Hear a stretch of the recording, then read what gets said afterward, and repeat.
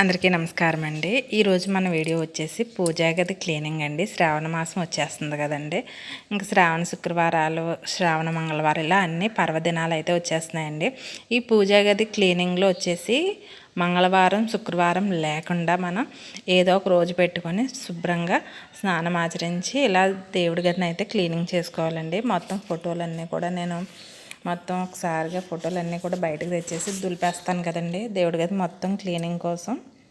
మొత్తం ఫోటోలన్నీ ముందు మంచిగా బయట తెచ్చేస్తున్నాను. బయట కూడా కిందదే పెట్టకూడదండి, నేల మీద ఒక పీట కానీ లేదా ఒక చాప కానీ ఏదో ఒకటి వేసి ఆ ఫోటోలన్నిటినీ కూడా చక్కగా బయట అయితే పెట్టేస్తున్నానండి. బయట పెట్టేసిన తర్వాత శుభ్రంగా దులిపేస్తానండి. క్లీన్గా మొత్తం అసలు రోజు పూజలు చేస్తూ ఉంటామేమో అండి. మొత్తం దేవుడి గది అంతా కూడా ఈ దీపం కుందు యొక్క ఆవిరి వల్ల మొత్తం బ్లాక్గా అయిపోతుందండి. గోడలు అవి కొత్త హౌస్ అండి, అయినా సరే రోజు నిత్య దీపారాధన ఇలాగ ఏదో ఒక రకమైన పూజలు ఉంటానే ఉంటుంది. అప్పుడు అలా కాదండి, అప్పుడు సంవత్సరానికి వరలక్ష్మి పూజ ఒకటి ఏమో వినాయక చవితి ఒకటి ఎక్కువ చేసుకునేవాళ్ళం. ఇప్పుడు ఈ యూట్యూబ్ పుణ్యమా అంట ప్రతిరోజు ఏదో ఒక విశేషమైన రోజే అవుతుంది. అప్పుడంటే తెలీదు, ఇప్పుడు తెలుసు కాబట్టి ఈ రోజు అని ఏదో ఒక రకమైన పూజలు చేసుకుంటూ ఉంటున్నాం కాబట్టి ఇంకా పూజ గది బాగా బ్లాక్ అయితే వచ్చేస్తుందండి. అందువల్ల ప్రతి నెల అంటే 15 రోజులకు ఒకసారైనా క్లీనింగ్ చేయకపోతే అసలు అవ్వడం లేదండి పూజ గది. ఈరోజైతే శ్రావణ మాసం ఎప్పుడు మొదలవుతుందో కూడా ఈ వీడియోలో తెలుసుకుందామండి. మాసం వచ్చేసి ఆగస్టు 13 గురువారం నుండి మొదలవుతుందండి. ఆ రోజు పాడ్యమి, శ్రావణ మాసం స్టార్టింగ్ అయితే అవుతుందండి. అయితే ఇంకా ఫస్ట్ గురువారం పాడ్యమి రావడం వల్ల మొదటి శుక్రవారం 14వ తారీఖు మొదటి శుక్రవారం పడిందండి. ఆ తర్వాత వెంటనే మళ్ళీ వారం 21వ తారీఖున వచ్చేసి వరలక్ష్మి వ్రతం.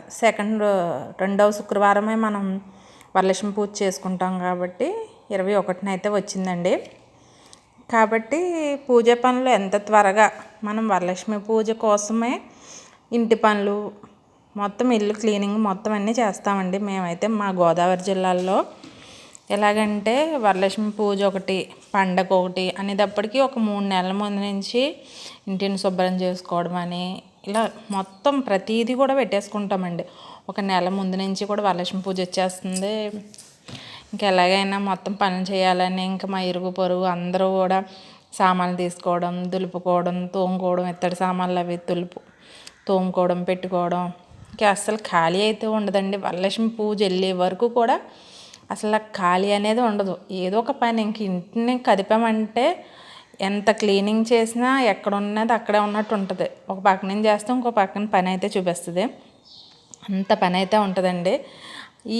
ఈ నెలలు మనకి పూజ చేసేది అయితే ఒకరోజే, ఆ వరలక్ష్మి శుక్రవారం ఒకరోజు చేస్తాం. కానీ ఈ నెలలు కూడా వరలక్ష్మీదేవిని ఇంకా తలుచుకుంటానే ఉంటాం.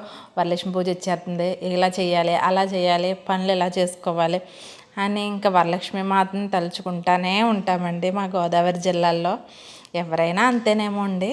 స్పెషల్గా ఇంక ఇక్కడైతే పనులు అవి హడావుడిగా ఉంటుందేమో, ఇలాగైతే ఉంటుందండి మా గోదావరి జిల్లాలో. అయితే ఈ గోడ చూడండి, ఇక్కడ మేము దీపాలు అవి పెడతానని చెప్పాను కదా, గోడ మొత్తం పైన బ్లాక్ అయిపోయింది. దీపం వెలుగు వల్ల ఆ పైన స్టైల్ అంతా కూడా బ్లాక్ అయిపోయింది అనమాట. ఈ బ్లాక్నెస్ పోవాలంటే కొంచెం నిమ్మకాయ, సాల్ట్, బేకింగ్ సోడా, కొంచెం కుంకుడుకాయలు ఇవన్నీ కూడా మరగబెట్టి వాటి వాటర్తో కొంచెం సర్పాది వేసి లిక్విడ్ని అలా తయారు చేసి ఉంచుకోవడం వల్ల ఏమవుతుందంటే అది బాగా పనిచేస్తుందండి. ఆ పార్ట్ మా గోడలో మంచి పెయింటింగ్ వేసామేమో అంటే ఏ మరకైనా సరే తోమితే పోతాయండి.